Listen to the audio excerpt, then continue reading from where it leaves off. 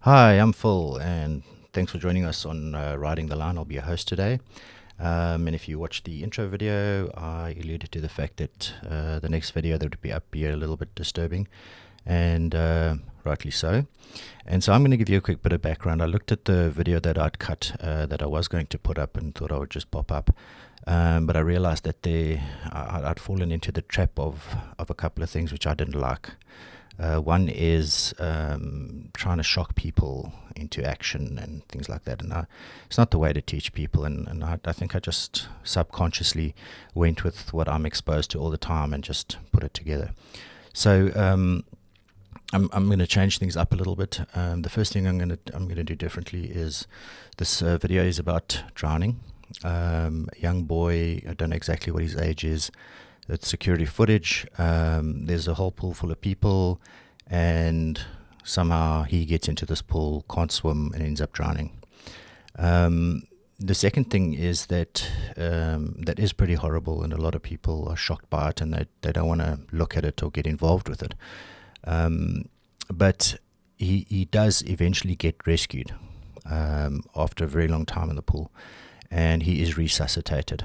Now, you'll see it's very difficult to get the whole story on what goes on, and I suppose one could, but it's a whole bunch of research and stuff that takes up time. But we're not really interested in this whole story. What we're interested in some of the things that it highlights. What can we learn out of it? That's really what we're after. And so that is one of the things we want to check out. So we're gonna run the video. I've given you the good news up front before the bad news. So what I'm going to do is just stop it at a couple of places, point out some things, and the reason I'm pointing them out is for you to understand why these things are important. Now, I may point out some things which you may think, well, it's not really got anything to do with it, it won't matter.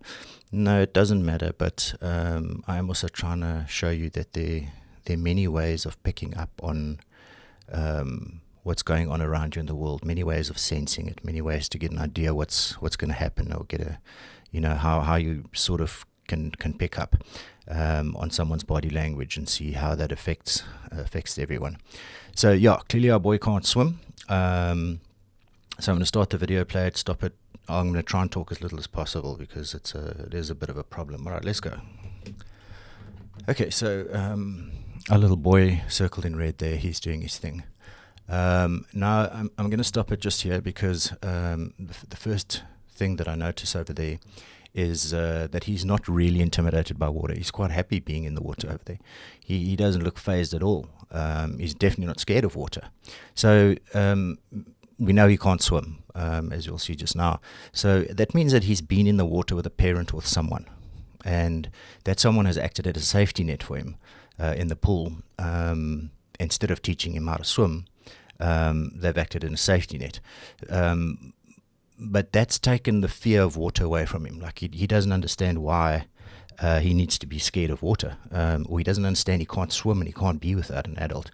So that little bit of self-confidence that he has in the water, which is about to run out, means he has been in the water. So why has no one taught him how to swim, or even just doggy paddle? This whole thing could have been wrapped up. I don't have to sit here at night and sweat under the lights. So let's carry on. Right there, he's in trouble. You can see he's in trouble because it's not hard. Look at his body language. Now this guy that's standing in front of him, you look at his body language. Shoulders are slumped. He's kind of got his hands in his side, and he's sort of looking at this boy and almost shaking his head. But that action there, which you see right over there, is that's a blatant sign that the kid's in distress. So you've got that hands flapping, and what you're trying to do is grip the top of the water and then push your head up out of the water. Of course, it doesn't work, but that's typically what happens when people are starting to go into distress and they're starting to drown. So if there was a lifeguard here, he would have picked up on that straight away. So lifeguards are trained to see people getting into a bad situation before they actually even get into it. And a lifeguard in this case would have picked up that kid is already in trouble the moment he went just that little bit too deep in the water and his feet couldn't touch anymore. And from where he'd be watching that pool, it would be less than 10 seconds from anywhere. And anyone in the pool, the lifeguard would have been on him. So why is there no lifeguard? Well, if a pool is below 1.2 meters in a lot of countries, you don't need a lifeguard by law. Above, you need a lifeguard. So this resort pool, shallow, what's going to go wrong, right? The other issue that we can add in with the lifeguard is, from what I can see in the video, it's a fairly easy process, and it's confirmed by the fact that this little guy just walked in down the steps in the pool. No barrier. No one's stopping him saying, hey, listen, dude, can you swim? If you can't, hey, where's your mom? You got to go. You get your mom, then we can go play. Nothing. Okay. So none of that. So we got mom at the spa. We're not going to criticize it because we don't know what the setup was of the kid, who was looking after him, what he was doing, where he was doing, what was his environment. We just know that somehow he went from presumably an environment where someone was caring for him or looking after him or something, and little bugger snuck out and decided he's going for a swim. Didn't seemingly have any problem with it. He wasn't scared or anything, so off he went into the pool. So we don't want to blame the mom. Okay. But he could get into the pool, access it, no problem. Lifeguard? No. Okay. Gets into shit. People are standing there looking at him. They don't know what they're looking at. They don't realize. Okay.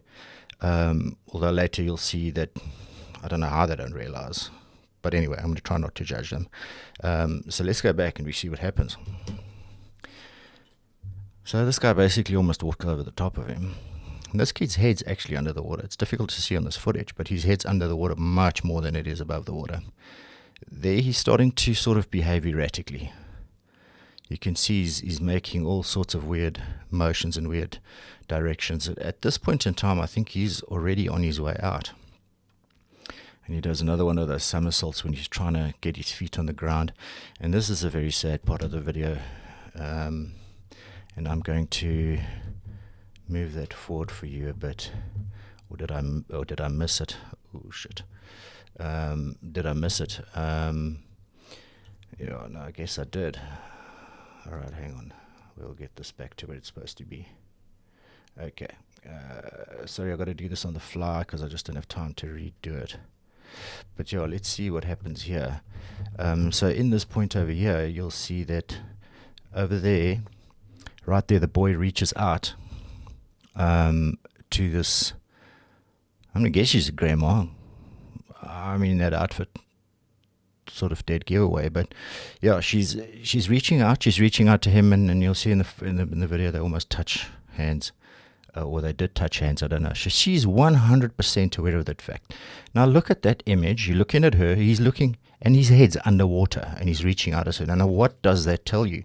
I don't think it's something that everybody's got to learn. I mean, it's almost unbelievable to me. I struggle to believe that that part could occur. And it's such a sad part for me in this whole video because it's just the boy's actually reaching out, and what happens is grandma's not interested.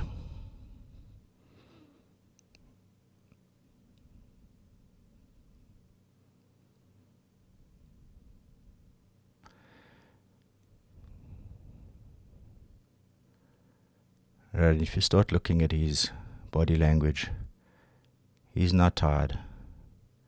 He's not doing roly-polies anymore. He gets to the side, but he can't really hang on to it anymore.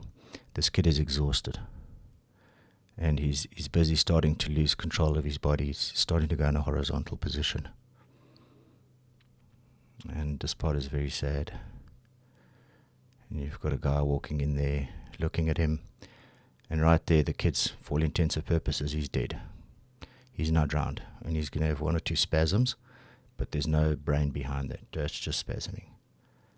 And he's floating head down. No movement. right under that waterfall. Now, you can look at the one side of the waterfall or the other side, but you'd have to not notice him on purpose. How can you not see that? Just totally beyond me. Totally beyond me.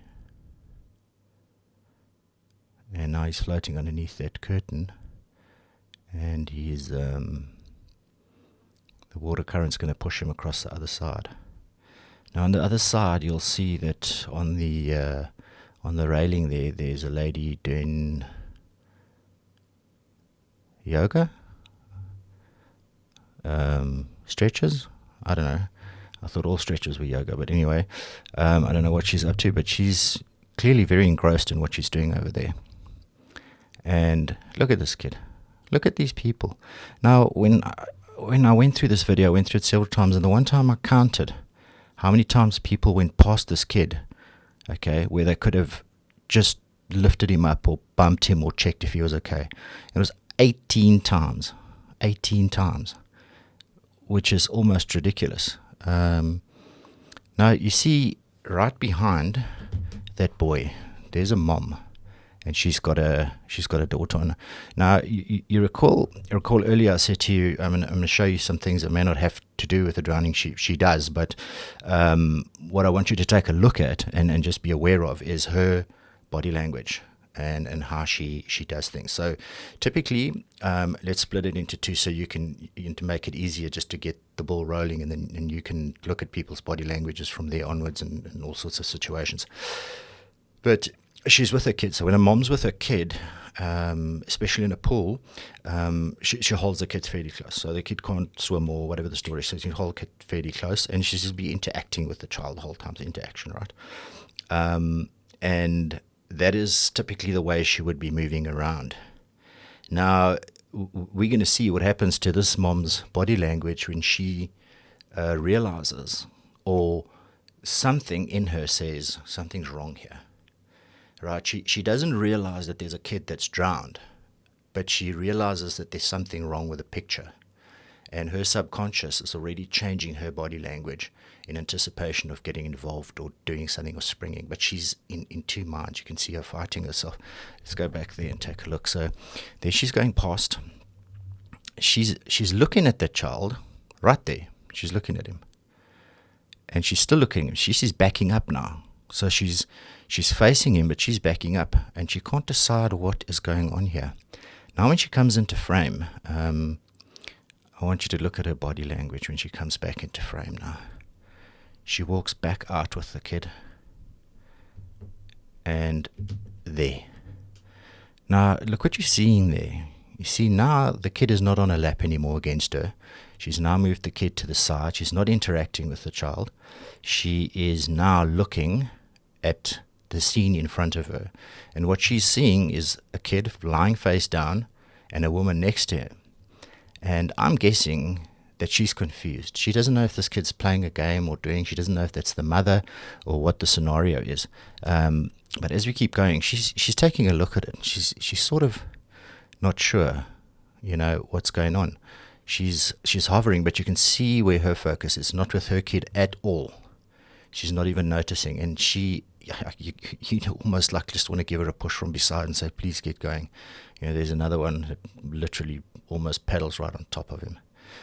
So our yoga chickie now, she's now, I guess, still meditating, but there's the first bump into her, and he's going to do 2 or 3 bumps into her. Now she looks around and she sees the kid, and she's like, now she looks back at that pole in front of her again. Now look what's happened to our mom's body language there on the stairs. Right, so now she's separated her child from her, and she's come down the stairs, and you look at her position, you look how upright she's standing. She's got both her hands out to the side, and her feet are also spread. So she is ready for action. That's what our DNA has taught us, and our genetic makeup has taught us over the years. That's how, and we retain that from thousands of years ago. That's how you're looking at something and you're not happy with it. There's something. Now, she would probably say to you, something doesn't feel right. But she's not saying I'm going to make something doesn't feel right body language. Something doesn't feel right, something doesn't sit right, but the body is showing it to the outside world that something isn't good here. So she's taking a look. Now that our yoga chickie becomes aware of the child, she's looking, and now mom realizes, and now she's got a kid and she's helping. She's out there with the pool. And that's the end of it. So, what can I say? I think the overriding thing is, when it comes to pools, your first line of defense is not put up a fence. Okay. Your first line of defense is drown-proof your child. Get them to doggy paddle from the middle of the pool to the side. Send them for lessons. Do whatever you need to do to make sure that kid ends up in the water. He's going to be able to keep his head above water or lie on his back or whatever. I'm not a swimming teacher, but I'm sure there's enough resources to figure out what it is. The second thing is that, access. Make sure that other kids that can't swim shouldn't be allowed access to pools, and it should be done in such a way that it is foolproof. But at the same time, parents should be introducing their kids to water from a young age and should be teaching them, not scaring the crap out of them, Teach them. Otherwise, they're going to go and see what all this scary stuff that mom's talking about is about, and they end up in a pool.